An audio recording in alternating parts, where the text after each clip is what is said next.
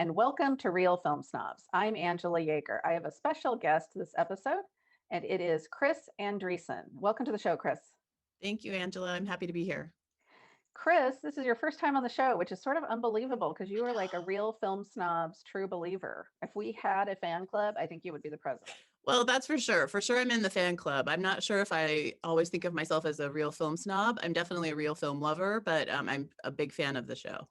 Yeah, you're like the one friend I have, I think, that watches almost every episode for a long time, for many years. I have some other friends too, but you and my parents are like like watch every episode. And There you are. Chris is a longtime friend of mine. We met, I don't know, I actually can't remember how we met, but I think we met through Salem Cinema, right? Somehow Probably, yeah. we But were it's been a long attending. time. I don't remember how long it's been either, actually. Yeah, but we met through our love of going to Salem Cinema and Mhm. watching movies there. And now you're just part of our group and of our crazy, dysfunctional, wonderful group of friends that love movies. And Chris and I have attended film festivals together in Bend Mhm. and in Ashland and now Mhm. virtually, I guess, and Mhm. gone to see a lot of movies together over the years. And so I'm really excited to have you on the show. So thank you. Yeah. And you've been running camera back when we used to be in the studio Yeah, I pre-COVID. should be I should be doing my own slow pan while Yeah, I'm there you go. here Practice your using my pan. There you old go. my old camera skills. Yeah, that's great. So, Chris, to introduce the audience to a little bit about your taste, I know a little bit about your taste in movies, but maybe you could tell the audience maybe some of your favorite movies of all time. Yeah. Well, I would say for sure, I am very much a person who likes to go to movies. So more than renting movies and watching them on television. So in that way, COVID has been a little bit of a challenge, but I really love the sort of community of being at a theater. So it's great that you mentioned Salem Cinema because that's one of my favorite things about living in our community and even having the dark side in Corvallis not too far away and some of the other little places around in our area. We've been very lucky that way. Um, I have kind of quirky tastes. Like when I was a kid, it was about watching old movies, old black and white movies and Hmm. musicals on Channel 2 when I was supposed to be dusting our living room, but instead I would be sitting on the floor watching old movies. And I still love Singing in the Rain. That's probably one of my favorite movies of all time, but that Oh, goes I back don't all think the of way you to being a musical person. That's yeah, that interesting. goes back to when I was a kid. And then I went through a teenage phase where I was watching all those horrible horror films like the Friday the 13th, parts 1 to whatever. And wanted to be scared. And I don't love those at all anymore as an adult, but I went through Mm. kind of a whole period of that. But that kind of led to college where I started to get into, maybe a little quirkier stuff. So like the Jeff Goldblum version of The Fly is probably one of my other favorite movies. Okay. Went through a Also, Hitchcock sort of phase. horror. Yeah, kind of, went through a Hitchcock phase, really love Rear Window and Strangers on a Train and or Stranger on a Train. Is it Ers? I can't remember, but one of my favorites. And then I don't know that I'm one of like a lot of our film friends are deep film people who watch, every film by certain directors or Hmm. and I am not that person in general. I would say I've sort of maybe become that person with a couple of Right. people like Koreeda, the Japanese director. I've seen a lot of his stuff. And when being taken by Parasite, I kind of went deep into Bong Joon-ho for a while. Yeah, you And are a I big have fan of, actors I how did really you say love. his name? Karita? I always say Karita, and you know how to Koreeda. pronounce it I correctly. think it's Yeah, you and your Koreeda, but Japanese. honestly, I don't know either. Yeah, okay. I love Miranda July, really liked Kajillionaire, the one that she put out this year. Yeah, I great love film. Philip Seymour Hoffman as an actor. So, I like seeing him in things no matter who's making it. So, but I would say, in the last year or so, some of the films I really liked a lot were things like uh, Blind Spotting and Moonlight, Parasite. I really loved going back a little bit longer, like Short Term 12 Mm. and Eternal Sunshine of the Spotless Mind. And And that's why you're on Real Film Snobs, because you have great well, taste. it's kind of all over there. So yeah, I Yeah, like a you little bit of art house everything. movies. You didn't name any documentaries though, which is interesting because I always Well, associate you with documentaries it because is we always funny. fight over that at film festivals because you always want to It see tons of docs and I It don't. is funny. I do have two that come to mind that I sort of forgot about for a second. And that one of the things about Salem Cinema that I have really loved is that they've sort of really brought a lot of documentaries to my attention that I wouldn't have known about otherwise. And two of them, I think I'm not necessarily sure I would have seen, except that they came there, was Dogtown and Z Boys, which was about Hmm. roller skate or not skateboarders in Skateboarding, yeah. Hmm. California. But it was put together so artfully. I still think about that documentary years later. And then the other one is The Cats of Mirakatani, Mm. which was sort of a different take on a 9/11 story. but still deeply affecting. And I think of that, that documentary often. So I do love documentaries, but those are two favorites from Salem Cinema. Yeah, and appropriately, it's almost like our taste, like what we do when we go to film festivals together. We pick half and half, like we compromise, like, okay, Chris, we can't see all docs. And you're like, okay, Angela, we can't see all foreign films because that's what I want to see, right? So we have two uh, two Mhm. fictional movies, two documentaries for this episode. Mhm. So it's perfect. And It is actually, one of the perfect. documentaries I picked. Good So we'll job. get started with our first film this week, which is Collective. This is a Romanian film about a group of journalists and an outsider bureaucrat trying to expose healthcare fraud in Romania in wake of a tragic fire that happened at a nightclub. Now, healthcare fraud does not sound sexy or exciting, No. but let me tell you, this movie, this is a documentary, but to me, it's more like a thriller. This is sit Mhm. on the edge of your seat, fists clenched, nails biting. I bit off one whole nail watching this movie. This Mhm. movie has gotten a ton of critics and just acclaim, and it's shortlisted for the Oscars. By the time this episode airs, it will have already either won or lost. But Mhm. regardless of what it did, I highly recommend you watch it. It's definitely one of my favorite films of the year, a 4-star film. The director, Alexander Nanau, what he does is he builds this where we start the film with the fire that happens, this tragic, horrible fire. And we have all these people in Romania, I think at least 50 people who were hospitalized due to burns. Mhm. Okay, but they didn't all die. Only about, I think, or they said 12 people maybe originally actually died in the fire. Mhm. But Mhm. then people start dying in the hospital, which exposes this whole other layer of what's happening in the entire healthcare system, not just one hospital, not just hospitals, even from pharmaceutical companies, chemical companies, the actual government. And literally, the government is overthrown at some point over this scandal. This movie is like an onion that you keep peeling, and where they're trying to peel back the layers of corruption, and it Mhm. just seems endless. It seems like the never-ending peel. Like as soon as this person that they bring in who takes over as the healthcare minister, who's an outsider, he had been an advocate for patients. As Mhm. soon as he starts finding one problem, I was describing to my husband as it's like whack-a-mole. He would sort of get one thing issue and then something else would pop up. So I found it really compelling. I'm curious Well, what you thought, Chris. and that health minister, he's trying so hard to be transparent, because there's this whole thing about the government wasn't transparent, and there's a cover Hmm. up, obviously. And so you do really feel for him. Meanwhile, you are really cheering sort of the reporters who are working diligently to uncover this story. And you're right, it does feel very much like a thriller. It kind of made me feel a lot like that movie that was recently about the Catholic priests. I'm drawing a blank Oh, on it. Oh shoot, I can't the think of it right. fictional movie or the Yeah, documentary? fictional movie that was out. Spotlight. Spotlight. It had Spotlight. a lot of the feeling of Spotlight in terms of the, very dramatic and narrative, and the tension of what's the next thing that we're going to discover, all coming through Right, the but it's all sports. real. Yeah, coming through the sports publication, which I thought was really amazing too. Also kind of a statement on the state of journalism, because the regular kind of mainstream journalists weren't paying attention to this or really putting out questions like, Hmm. why are all these people dying in the hospital that Hmm. some of them didn't even have that severe of burns? Yeah. And then you find out, oh, they're dying from sepsis, they're dying from infections, they're all these things are happening. And it just really scratched the layer of the surface of the corruption. You sit there and you think, what would I do if I was in the position of these people that are trying to reform? And at some point he's kind of faced with a decision, like, do I just shut down everything?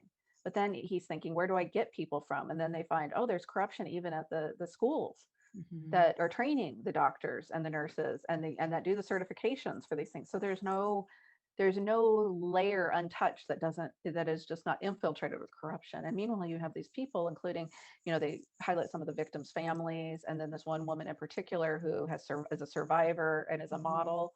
And they Hmm. do an art exhibit with her, showing her burns all over her body, that I thought was really effective. And I loved the way it shows the role of the journalists. People still apparently read the actual paper in Romania, which was heartening to see. But that they're pushing a lot of this by asking the tough questions that need to be asked. And of course, as a former journalist, I loved that aspect of it. So, Well, I'm glad you mentioned that woman who, actually, she's an architect oh, who was burned very badly but survived the original fire. I saw this film back in December, so it's been several months now. And at the time, I remember thinking, I don't know if I think it works in this film to be using her, because they cut away from the kind of main story to show her doing different things where she's learning to use prosthetic hands and She's doing this modeling thing you were talking about in order to expose the truth of what happened to her. Hmm. But months later, those are the things I still think about. I think often about her and the images of her from that film. So obviously it was Right. effective because that's what stuck with me. Yeah, I think it's a great film, and I really highly recommend people check it out. It is available on streaming. I watched it through Salem Cinema's virtual screenings. I don't know by the time this airs where it will be showing, but I highly recommend people seek it out. Is it a 4-star film for you, Chris, or how many stars are you giving it? I have trouble with stars, as you know, but I yeah, know, but I'm forcing you. I think I would make it a 4-star film just because I do think it's awesome. And I did look; it's already on things like Amazon Prime and iTunes, and so Oh, you can good. So rent people can it at find least. it widely. Yeah, Yeah, so at good. least you can rent it. Yeah, great. Okay, ready for the next one. All right, so that brings us to Minari, our second film. It's a narrative film. Minari is probably one of about 3 films that were really hard to get to see this year. There were a lot of films that had a lot of buzz early on in 2020, and Minari was one of those that came out of the Sundance Film Festival, winning, I think, both the jury and maybe the main prizes. And so there was a lot of buzz on it. And then you just couldn't find it. And so just recently, A24 made it possible for a limited run, and now I think it's starting to be available for rent on more platforms. But so I do hope people will search it out. It's interesting to me because it keeps being nominated for Best Foreign Language Film, which in my mind, I always sort of thought that was just Best International Film. I wasn't thinking about it as foreign language film. And it's true, there is a lot of Korean in the film. So it is a foreign language film, but it feels like a very American story Hmm. of this young immigrant family that has obviously started their time in the United States in California, and now they're moving, across country to Arkansas, to the middle of nowhere, Arkansas, because the father, Jacob, has a dream of starting a farm. And his wife, I don't think, really had a lot of warning about what was happening. And they have 2 young children, one of whom has a heart condition, so they're worried about him. And there's obviously some tension in their marriage and lots of concerns about money. And then here they are while Jacob tries to go after this American dream. They do come to a sort of a compromise where the wife's mother is brought in to live with them, and that kind of sets some things into motion in the story. It's interesting because the only thing I really knew about this movie in advance was that people kept talking about the relationship between the grandmother and the son. Hmm. And it's funny because in the movie itself, the little boy who plays David, Alan Kim, he has kind of a weird relationship with the grandmother. He doesn't think she's grandmotherly. Like, she doesn't bake cookies, and she just Right. doesn't meet his expectations of what a grandmother should be. And to be honest, I kind of felt that way myself as a viewer. I thought, who is this woman? She's not the image of a grandmother I was expecting either. But I think as you watch the film and you come to sort of know more about this family, you see how she is sort of the perfect actress and the perfect grandmother for this family, and a lot of things that happen as they're sort of trying to make their way. Good things happen to the family, bad things happen to the family, and they have to really kind of work through all of those things. But I found it a very American story, Yeah. sort of what it is to be, an immigrant in the United States, and to try to find your dream, to, make a go of it, and then to deal with the family dynamics of that. But so, yeah, I'd be curious to know what you think about it. Oh, I love this movie. This is definitely in my top 5 for 2020. Even though I saw it in 2021, I'm so glad I got to see it. I loved all the performances. Stephen Yoon, who plays Jacob, and I'm sorry if I'm butchering his real name, but he's of course famous for being on The Walking Dead. I loved him in the Korean film Burning, which he was just Mhm. fantastic in, where Mhm. he played a villain. Here he plays the patriarch of this family, and his performance is so subtle. He's this guy who just really has these dreams to have, of making it, and he wasn't able to make it happen in California. And here in Arkansas, things are cheaper. He has this land. He really wants to be a farmer, and it's really Mhm. kind of way like, yeah, you're right. It's a very American story. He just wants what a lot of people want. He wants this plot of land. He wants to be able to make a living for his family, have some space, some fresh air to breathe. And he and his wife have this, a regular job, a day job Yeah, of sexing chickens, yeah. sexing chickens. A really just kind of not pleasant job. And his wife's kind of like, well, we could just do this, we don't need to do the farming, because he's risking everything. He's putting all of his savings into this farm in Arkansas. And so I just loved that aspect of it. I think that's why it's been controversial. And there was a lot of protests about it being included in foreign language category for the Golden Globes, because it seems to put it in this category of other. Mhm. even though it's a very American story, and they speak English in the movie. It's just when they're all together as a family, which would make sense. When you're not surrounded by English speakers, they speak their native language, which just Right. completely makes sense to me. But then they're out and about in the community and they speak Korean, or they speak English then. But the grandmother is wonderful. I Yeah. thought she was almost stole the movie. She's not your typical grandmother, but that's what I loved about her. She likes to sit on the floor and play cards and drink Mountain Dew and Oh, or as she no, put it, the mountain water. Mountain Water. Cheers. Mountain water. Is that Oh, your you first got product? Is that your first product placement on Real Film Snobs? well, not for me because I can't stand the taste of the stuff, but apparently you're not in that boat. But that is funny. They call it I felt mountain water. we should have some appropriately for this film. They call it mountain water on the in the movie, and they think it's like the grandma thinks it's like a health drink, and she Yeah. gets addicted to it, which is really funny. I don't know. Um, What do you mean I thought addicted? all the performances in the movie are fantastic. The photography is gorgeous, just all the gray rural settings. And then there's this other aspect of the movie, which I feel like because it's so much has been focused on in the reviews I've seen of the family, is also this community Mhm. that they have, including this very quirky man who's an evangelical Christian who maybe seems slightly mentally ill, but he really accepts the family and becomes good friends with the father Jacob and helps them build the farm. And I really was touched by that portrayal rather than the usual thing you see in movies of like the Christian being this horrible person or whatever. Instead, he's portrayed very sympathetically, and he's seen as an other in the community as well, Mhm. just like the family is. And they try to make roots. This was another interesting thing. So I like about the screenplay is that there's all these complexities where it's just about the characters. The mother's very religious Mhm. and she wants to find a Korean church to go to. And there's not any in that Carrot community in Arkansas, partially because the Koreans that are there were trying to get away from the Korean church. So they end up going to more of a white church and not feeling totally like they fit in there. But the kids make some friends there, which I thought was really neat. And so there's just all these like blending of that. And it's not that their experience is even negative at the church. It's just that the mother in particular doesn't speak great English, so she's a little uncomfortable. But Right. I don't know. There were so many elements of this movie that I loved.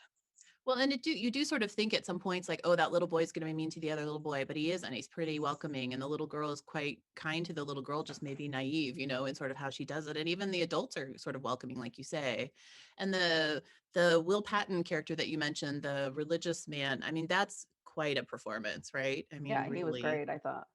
I Yeah, think as because an at first, ensemble, they're very strong. Like, I don't know that there's anybody in it that's a weak performance. They all have no, moments to shine and really, kind of. universally, I thought. And I have to say, it's going to be tough because right now, Minari's in my top five. It could, I don't think it'll be number one for me, but it's been surprisingly considering we didn't have theaters for a longest time. It's been a very Yeah. strong year for movies, and this is definitely one of the great ones. And Well, and I'm I hope glad it, it's finally available for people to see because it took a long time for it to yeah, become a and it little is more showing in hype. our local theaters now, so Yeah, that's which is great here in exciting. Salem at least. So I recommend people. And you give this one 4 stars, 3.5. Yeah, for sure. This one's a 4-star for me. Yeah, great. Okay, Yeah. we should move on then. All right. So the next film is called Another Round. It's a Danish film by director Thomas Vinterberg, starring Mads Mikkelsen, who I love, and who has been in a couple of films at least with him. It's basically focused on four main friends, I would say 40 years old and older.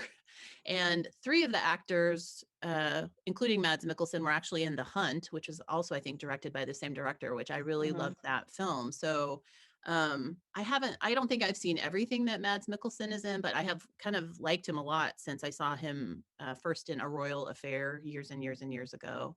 But the four friends, the premise of the story is that these four friends who are all high school teachers are they kind of lost their mojo and they're kind of coasting through their life. They're not inspired teachers, they're not inspired partners if they have partners, they're not inspired maybe friends, and they get together to celebrate the 40th birthday of one of their members. And then this idea comes up of a Norwegian, sometimes I've heard him described as an anthropologist, sometimes as a sociologist. I'm not sure exactly what he is, but the premise is that the human body is low, is low in blood alcohol, and that if all humans had at least 0.05% blood alcohol, they would be better people, more confident, looser, all the sort of good things that would make us better at life. And so these four friends launched this idea that they're going to give this a try. So and it's the equivalent of about, I think, 1 to 2 drinks is the way that they present it. So it's not a lot of alcohol,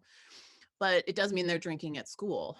And Right, so where they teach you. there are some pretty funny scenes of the sort of sneaking and getting caught a little bit, um, trying to facilitate this plan. And, they do pretty well with this plan, and then it kind of escalates. And so they go to varying levels, higher and higher levels, trying to kind of do this as an experiment. They definitely think they're doing something scientific. At least that's how they justify it. That's how they justify it, yeah. I do think, it results in mixed results, not all of them good. And I think that on the surface, probably US audiences might be a little bit shocked by the sort of level of drinking just in general that's presented in this culture. On the whole, I really liked the film. I don't think it would make a top 5. It's probably maybe a 3.5 starred sort of film for me if I had to, since I have to commit to stars. But I do think Poor Chris. ultimately, I do think ultimately the film is about friendship and the concept of spirit. So yes, they're drinking spirits, but also sort of the human spirit. And when you lose whatever that vim and vigor is that you have in your life. And so I watched it a couple of times. I will say I liked it better in my second viewing, maybe, than my first viewing, but I don't know that it's a classic that I would return to over the years, but I'm curious to see what you think. Well, I was a little disappointed because Thomas Vinterberg directed The Hunt, which you mentioned with Mads Mikkelsen, which I think is a fantastic So film, good. and The Celebration, which I also really liked, about this dysfunctional family. And so he's done some really great films that I've admired. And so I was really excited going into this one because it's Mads Mikkelsen again. And I thought the concept sounds really interesting. But it's funny. When I first finished watching it, I was so infuriated by the movie. I was like, I'm giving it like 1 or 2 stars. And then since then, but then I ended up talking about the movie for like an hour afterwards with my husband. Just he didn't watch it with me, but I was telling him about it. And then I was like, well, if I could talk about a movie that long and kind of ponder what it was about, maybe it's actually more like, so I'm kind of settling on 2.5 in the 2.5 to 3 realm. But I'm sort of like you right now with this one. I don't even know where to. What bothered me, there was a couple of things. One, I got sort of tired of this movie premise we see of like these middle-aged white men that basically have like amazing lives compared to the standard of most people. Like Mads Mikkelsen, he's got this attractive wife, kids, he's making a fine living, he has opportunity. His students don't seem like jerks, they're just regular old, the students seem pretty smart. He's a good looking guy, he's got his health, but he's miserable. And all these guys are in the film. They're just like, oh, and then so they think drinking is going to help them. The thing that I found fascinating about the premise is this idea of if you alleviated your social anxiety, what that would do in terms of freeing you up personality wise. Because even though it doesn't apply to me, I know we all know people. I think the majority of people will say something like, oh, I can't get out on the dance floor until I've had a drink or two. Or, oh, I need this to, they need some sort of substance in order to do something that they really actually want to do. And I found that aspect of the movie really interesting, like thinking about like freeing up your inhibitions in a way, but not in a way where you're just going crazy and running around naked, but in a way that allows accomplishing you something. Yeah. So I think there was some elements there that I found really interesting in the movie. I just ultimately I wasn't sure how much I really cared about that many of the characters though. And so I think that's what kind of bugged me about it. I had a hard time sympathizing with these guys. Well, I loved the sweet little sort of subplot with the music teacher, I think it was, and the young kid who has test anxiety. And so I think there were little bits and bobs of it that I really came away loving. But yeah, on the whole, probably not the best film of the year. But I do love Mads Mikkelsen still, always. Yeah, I could always watch him, right? So, okay, we'll move on to our next movie because I know we're running a little short, and too bad because this is one I really wanted to talk about. But that's okay. Dick Johnson is Dead. It's a documentary and it's a comedy, and it's by Kirsten Johnson, and it's about a filmmaker played by Kirsten Johnson who prepares for the end of her father's life by staging his death over and over in fantastical recreations. This sounds really grim, and it sounds like a weird premise for a movie, and all of that is true. It's also very, very funny and delightful. Kirsten Johnson did a movie called Camera Person, which was highly acclaimed a few years ago, which I also really liked, which is very different than this one. Her father is the center of the movie, and her father is he's kind of like the guy everybody wishes their grandpa was like. To me, at least when I was watching it, I was like, oh, I wish I never had a grandfather. Both of my grandfathers died before I was even born. And I was like, oh, I wish this guy was my grandfather. That's what I kept thinking. I was watching it. He's this really smart, funny, just loves life type of guy, and she's really close with her dad, and that part really got to me emotionally because I'm extremely close with both of my parents, and I think when you're best friends with your parents, takes on a different meaning. And he goes through this exercise with her in order for her to process his upcoming death once he's diagnosed with dementia, but also for him to kind of process it, I think, as well. It's for both of them, really. I thought what was so tragic about it is we also learned that she lost her mother from Alzheimer's. And I thought, my gosh, that's really unlucky to have both parents go in the same way. And she's extremely close with her father. And so her father comes in and moves in with her. They stage these recreations using, movie magic, like having an air conditioner fall out of an apartment building and fall on him. And you think it's going to be grim and horrible, but it's often very funny. And so and we're able to laugh, which makes it easier for us to accept that we might have to lose this guy, because as the movie goes on, I feel like Dick Johnson becomes a part of our lives a little bit. So I really love this movie.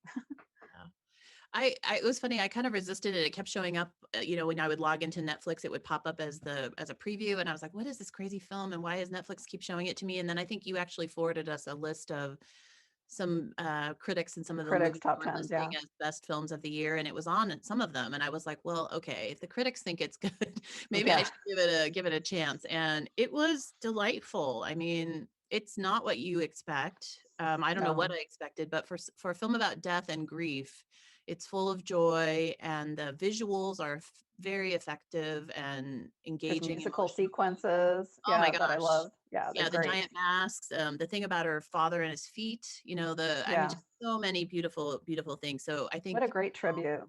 yeah, and it's when Yeah. people are having the celebration of life, which really is a celebration of life at the end, it's so deeply moving. And so, yeah, I think people should, run to your TV and turn on Netflix and watch this one right away. I know. And I think it was undersold. I think the way Netflix even portrayed it. It's hard to know how, because you think, oh, a movie about her staging her father's death? That sounds Mhm. awful. Like, I wasn't even sure I was ready emotionally to watch it. I did cry, but Mhm. I also laughed a lot. And Yeah. so I just thought it was very emotionally affecting. And I can't think of too many movies that had that impact on me, especially for a sort of, I mean, it is a documentary, but they're staging things. So it's kind of interesting. It's But very creative. Yeah.